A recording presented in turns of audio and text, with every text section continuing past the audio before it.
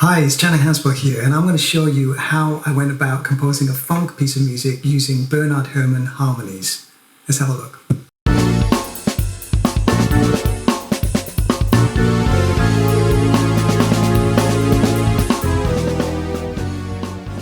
Bernard Herrmann was a renowned composer for film and TV. He wrote the music for Citizen Kane, the first series of the Twilight Zone, and several Alfred Hitchcock films.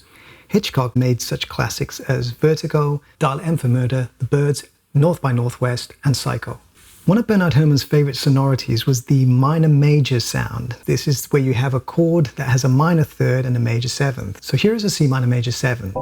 Now if you play that chord without the root note, you get E flat, G, and B, which is an E flat augmented chord. The two become interchangeable, and a very illustrative example of this interchange is from the soundtrack to Vertigo.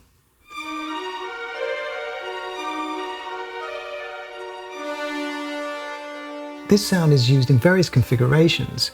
Some might say it's the Bernard Herrmann sound.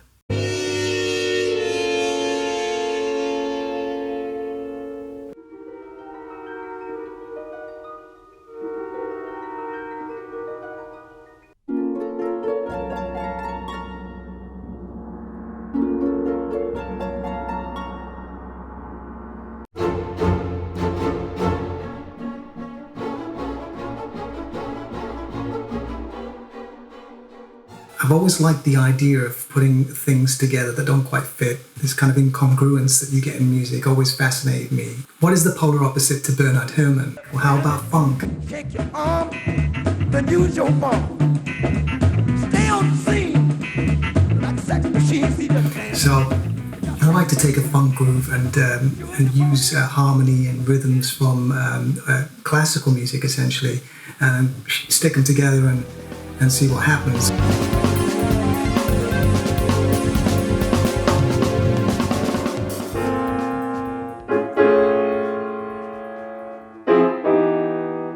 I started off at the piano, improvising with chords, particularly the augmented and the minor major sounds. It's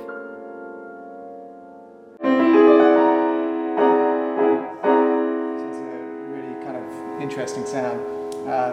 Not uncommon in a lot of orchestral music or soundtrack music even, but it's a sound I like. And at the moment, as you can see here, if you come in a bit closer, basically you have a G flat, B flat, D, a G flat augmented triad with a E, G sharp, C, an E augmented triad. So you get this kind of sound with the G flat. I'll play the G flat one there. This kind of sound.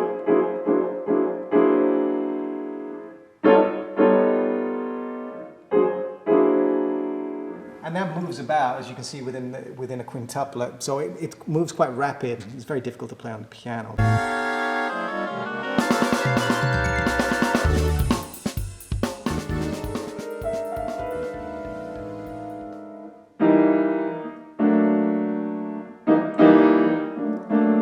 As I was composing this, I started to think about the bass and the drums. I really wanted to capture that kind of visceral, aggressive kind of funk style. You hear it in players like Lenny White.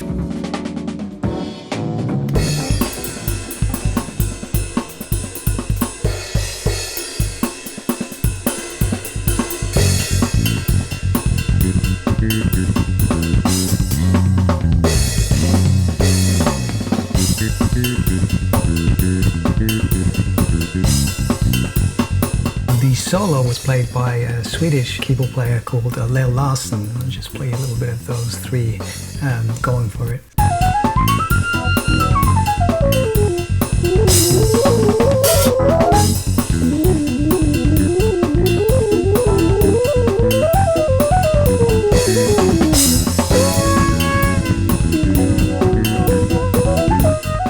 At the beginning of the piece, every now and then there are these melodic figures. This interjectory melodic figure that happens is kind of quite distant. You have like A and E and A flat and E flat. So they're fifth intervals, semitone apart. Meanwhile, you have this tritone figure played on top of it. Sounds really nasty. It shouldn't work, but it does. I kind of like that dissonance there.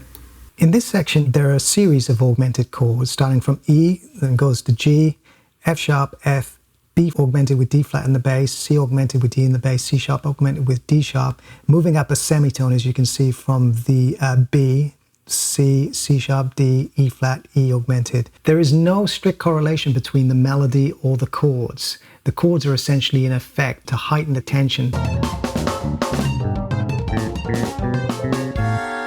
So if I just isolate the Rhodes and theremin, so it's kind of a classic sounds they used in science fiction films.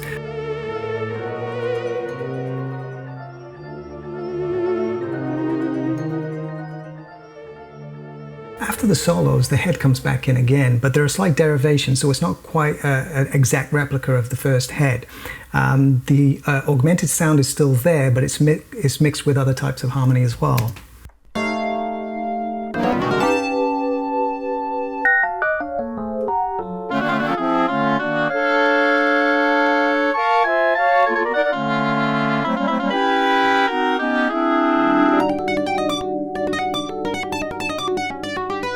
There's this dramatic ending, these descending augmented chords come back in again, and it goes into this sort of loop, this 7/16 loop.